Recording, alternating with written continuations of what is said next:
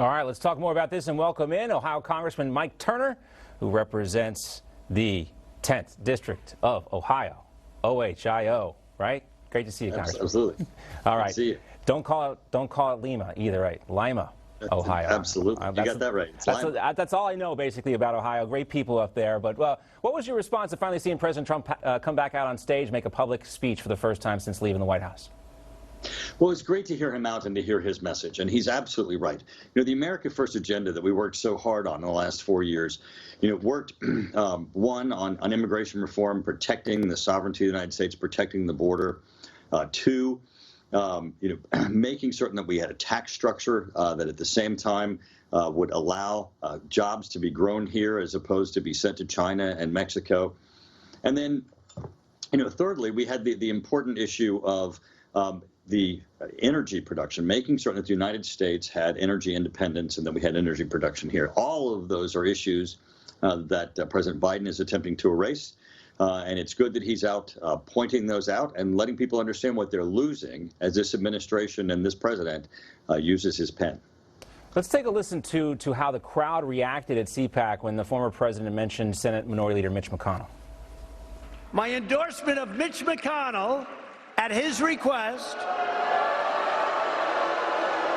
all right. It's all right. Now, he made a request. He asked for my endorsement. Brought him from 1 point down to 20 points up, and he won his race in the great state and actually the great Commonwealth of Kentucky, and he won it very easily. And I said, I wonder if I'm doing the right thing here, but you know what? I did what I did, but he went from 1 point down to 20 points up very quickly, immediately actually, and he won his race. And if you compare that to his other elections, I'm sure you'll see something interesting. But you know what? We got a Republican elected. Isn't that really what it's about at the end of the day? I mean, I know there's a lot of people that say, look, we're jaded with the Republican Party. But President Trump, I think, understands this. He obviously doesn't like the things that Mitch McConnell said about him. But he was very clear. There is one path forward here. That's a unified Republican Party. And at the end of the day, isn't there a lot more that Donald Trump and Mitch McConnell agree on than they disagree on? Well, as we know, Donald Trump's America First agenda that we got through Congress needed Mitch McConnell's hand to get it through the Senate. Chuck Schumer did everything he could, both procedurally and substantively, to try to stop it. Mitch McConnell maneuvered him out of the way and the agenda through the Senate to get it on the president's desk. But more importantly was the president's message. He, not just the crowd's reaction, but the president's message was unity. We all have to come together and we all have to work together. It's important to have Republicans. We know that, the Democrats are our adversaries, and they are adversaries because of what this President Biden is already doing to our economy. And we need to make certain that we beat them. And we can't beat them if we're beating each other. We need one party and one unified party. Let's also take a look at former President Trump talking about this third party idea. He called it fake news. We're not starting new parties. They kept saying, he's going to start a brand new party. We have the Republican Party. It's going to unite and be stronger than ever before. I am not starting a new party. That was pretty strong. The term that came to mind for me was Sherman-esque. Of course, William Tecumseh Sherman, the Union general who was asked if he was going to run, he said, I have not considered it. And if I were asked, I would tell him no. Basically, the answer you want to hear, a definitive answer. Were you surprised to hear him be so clear about that? No, I thought that this would be his answer. And, he said it was fake news, and we didn't really have anything that was coming directly from President Trump that indicated that he was going to split up the party. I mean, regardless of the fact that within the party there will always be those individuals who have different views, our party's broad enough to have everyone who have different views. The goal, though, the core values of America First, making certain we move the economy forward, energy independence, making certain that we have integrity of the sovereignty of our border, that immigration issues are decided by Congress and legislation and not by the stroke of a pen of a president deciding who gets in and who does not get in. All of those things we all stand behind, and we're only going to be able to make certain we can protect America if we can support each other, be unified, and move forward. Let's also talk, too, a little bit about the CPAC straw poll, which isn't scientific. It is a straw poll here. But I do think if you read between the lines, it tells us a lot. You know, former President Trump got 55% of the vote on who will be the next nominee from the GOP and who the preferred candidate is. Governor Ron DeSantis got 21%. But also, when you looked at who they trust, President Trump got like 97%. And who was the leader of the Republican Party? It was actually up closer to 70%. So I think what this shows us is that the CPAC attendees know a couple of things, that President Trump is the leader of the Republican Party right now, and 2024 is a long way from here to then. Well, there's 2 points of this I think are incredibly important for us to embrace. And the first is that the values, the policy issues that were pursued by the President Trump administration are core values of the Republican Party, right. And we need to make certain that we're continuing to try to implement those to protect America for the future. The second is, and you heard him say it right before you turned to my interview, and that is, you know, he's not even a declared candidate yet. He's got to decide this for himself. He's going to play a strong role.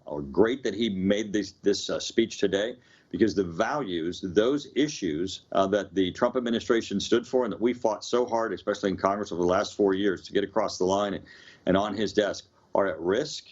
And we need to make certain that we fight for them, and that as we look to the future elections, we try to put people in place who we know are going to put America first, not China first, not Mexico first. Yeah, and just, you know, to underscore that point, 97% of the attendees approved of the leadership of President Trump in the Republican Party. Also, 70% want him to run again, and he's obviously a very popular guy. Let's turn our attention, Congressman, to this COVID relief bill. The Biden bill may cause $36 million in cuts to Medicare and other federal programs. How can they be cutting things when this is the fattest bill? It's a boondoggle. Yeah, absolutely. This shouldn't even be called a COVID bill. I mean, less than 10% of the overall expenditures in this bill actually go to even COVID-related items. Even the amount that goes to schools is, you know, well below 10%. We need to be getting schools open. We need to get kids back into the school, into the classroom. That's where learning happens. And these kids are losing, that connectivity to their studies, to their teachers, to their future. This bill was about, government paying government and payoffs from progressive to progressives. And it's unfortunate. We're going to have to pay the bill for this. I think there was a lot of things that we could have done that would have helped the economy, that would have helped those who are truly struggling, those who are truly impacted. Certainly, I think this bill, it costs too much, it spends in the wrong places, and it doesn't do the job. There's another bill, too, that's caught our attention as well. That's H.R. 1. It's also known as the For the People Act. And a pro-Republican group known as the American Action Network is launching a campaign in 51 House districts today against this bill. And they are calling it the Corrupt Liberal Campaign Finance Bill. Do you agree with that? Absolutely. And, this bill, portions of this, they actually passed 2 years ago without much fanfare and without much attention from the American public. But this is a dangerous bill, and it tells you where the Democratic Party is going. This bill allows them to dip in to the taxpayers' till to be able to fund their campaigns. So for every dollar that they get in contributions that are less than $200 from an individual, they get $6 of your tax dollars to run for their congressional seats. This is absolutely wrong. The federal government should not be funding political campaigns. It certainly shouldn't be involved in political campaigns. But this is their way. I mean, they believe that government spending should be for everything, right? Right. And so now they want government spending for campaigns. And we always have the option, right? This is wrong. This is stealing from the American public. When we fill out our taxes, we have the option, right, of whether or not we want to contribute to federal campaigns, and it should still be an option. Your side of the story is very important, because what Democrats say, the bill targets voter suppression, dark money, and gerrymandering. But we both know very well that they are just as interested in those things. They're interested in gerrymandering as well. Well, absolutely. And first off, this takes the power from the states. And right. As we know, it's very important that the federal government not step in and control the national elections, because this is just one more step of their attempt to try to eliminate the Electoral College, make this a national election, make it run by Washington instead of by the various states. But on this, campaign finance, 6-1, literally, if someone gives them $1, they're going to go into the IRS and have them give them 6 to match it. This is corrupt. Congressman Mike Turner, thanks so much for your time. We'll see you soon. Thank you.